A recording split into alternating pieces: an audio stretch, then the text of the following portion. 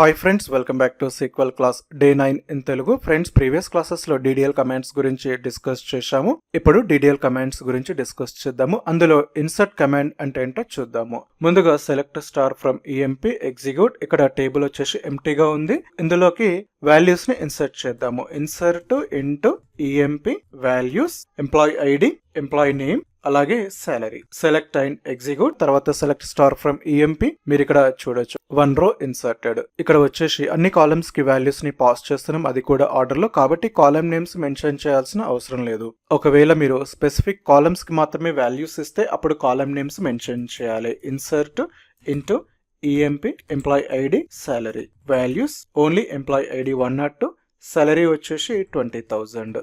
Select and execute. Select star from EMP. ఇక్కడ చూసినట్లయితే employee name ఇవ్వలేదు, అందుకే null వాల్యూస్ వచ్చేసింది. మరిన్ని ఇలాంటి వీడియోస్ కోసం మన ఛానల్ ని ఫాలో అవ్వండి.